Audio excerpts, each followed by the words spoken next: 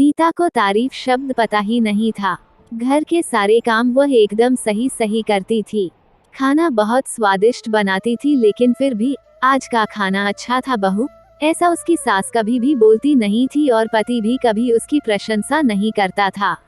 उसने बनाया हुआ खाना चुपचाप खाकर उठकर दोनों पति और सास चले जाते थे। उसने खाना खाया या नहीं इसका उन दोनों को कोई फर्क नहीं पड़ता था। सास को वह पसंद नहीं थी।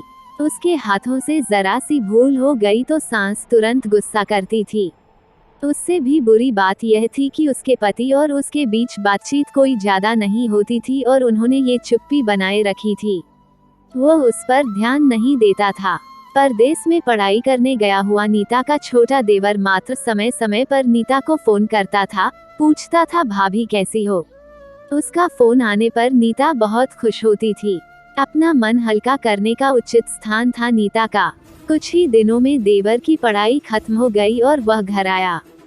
थोड़े समय के भीतर उसे एक अच्छी नौकरी भी मिल गई। नीता बहुत खुश थी। नौकरी लग जाने के बाद उसकी सास अपने छोटे बेटे की शादी के लिए बातचीत करने लगी, पर देवर को एक भी लड़की पसंद नहीं आती थी। इसने ही बोला होगा उसे मना करने को, सोचकर नीता की सास नीता को ही दोष देती थी। नीता को चिंतित देखकर देवर ने अपनी माँ से कहा, मैं एक लड़की से बहुत प्यार करता हूँ, मैं उसी से शादी करूँगा। उसने जिद की। देवर जी यह बात पहले बतानी चाहिए थी ना। नीता ने ये बात अपने पति के कान पर डाली। इस बात पर उसने थोड़ी खींचपीट की, लेकिन लड़की को देखकर वह भी तैयार हो गया। सवाल बचा सास का अपने छोटे बेटे का मन कैसे दुखाएगी वह। बाद में उनकी भी हाँ हो गई। नीता को बहुत खुशी हुई। उसे लगा एक अच्छी सहेली आ जाएगी अब साथ देने के लिए, दिल के राज बताने के लिए, पर कैसी होगी छोटी देवरानी। रस बस जाएगी हमारे साथ और इस घर में, या वह एक अलग दुनिया बसाने पर जोर देंगी देवर जी को। इस विचार से थोड़ा टेंशन में आ गई नीता। कुछ दिनों बाद नीता के देवर की शादी हो गई। देवरानी ने घर में आते ही सारे घर की जिम्मेदारी अपने हाथों में ले ली। अब सास ने अपनी छोटी बहू की ज्यादा ही तारीफ करना शुरू कर दी। उसे माँ जैसा प्यार करने लगी। यह देखकर नीता की आंखों में आंसू आ जाते। वो सोचती मैं भी तो यही काम करती थी, फिर मेरे साथ ही क्यों ऐसा बर्ताव। अब थोड़े दिनों बाद छोटी देवरानी पूरे घर पर राज करेगी और फिर मेरी जगह वहाँ पर कोने में होगी। अपने ही विचारों में खो गई नीता।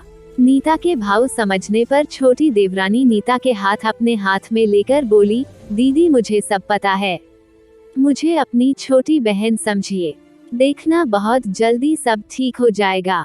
छोटी देवरानी ने पूरे घर की जिम्मेदारी तो ले ली, लेकिन कामों में कुछ ना कुछ बार बार भूल करती थी। फिर देवरानी नीता के पास जाती और मदद मांगती थी। ऐसा रोज ही होने लगा। यह देखकर सास गुस्सा हो गई, मेरे रहते हुए वह छोटी बहू बड़ी बहू को क्यों पूछती रहती है। फिर सास भी रसोई घर में आकर काम करने लगी।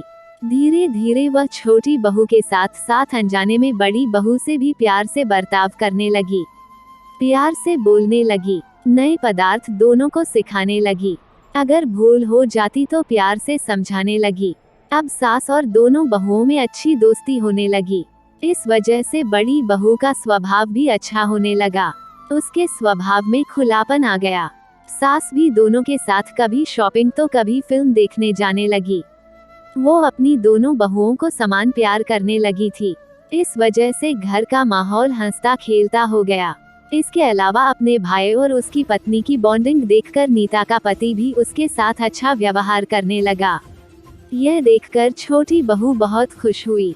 दीदी घर पर पहले आप ही का हक था, ऐसा बोलकर छोटी बहू ने पूरी घर की जिम्मेदारी अपने जेठानी को दे दी।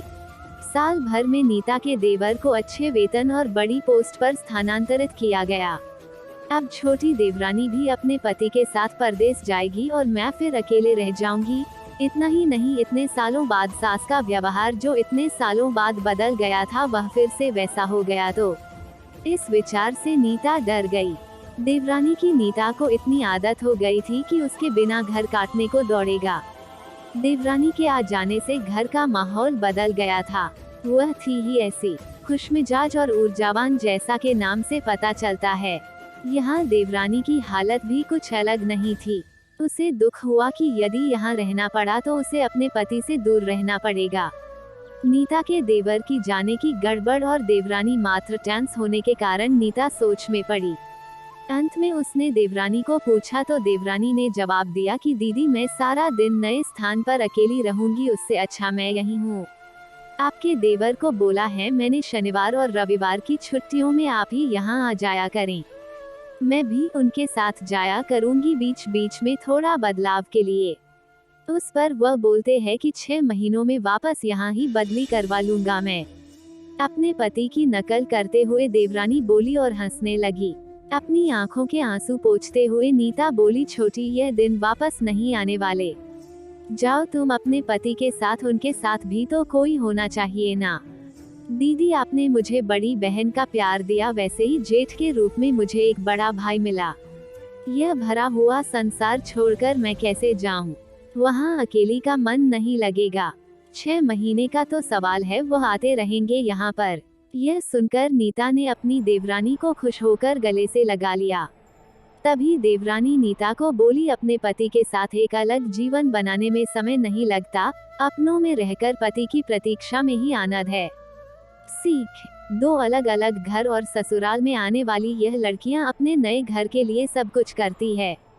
पता ही नहीं चलता कि कब एक दूसरे की आदत हो जाती है। सच में देवरानी जेठानी का रिश्ता बहनों से कम नहीं होता। दोस्तों मैं आशा करती हूँ कि आपको ये कहानी पसंद आई होगी। मेरी कहानी सुनने के लिए आपका बहुत बहुत धन्यवाद। कहानी अच्छी लगी हो तो लाइक और कमेंट करें और अपने दोस्तों को शेयर करें। और अगर आप नए हैं तो मेरे चैनल को सब्सक्राइब करें और बेल आइकॉन को दबाएं। हम मिलते हैं अपनी अगली कहानी में, तब तक आप अपना ख्याल रखें।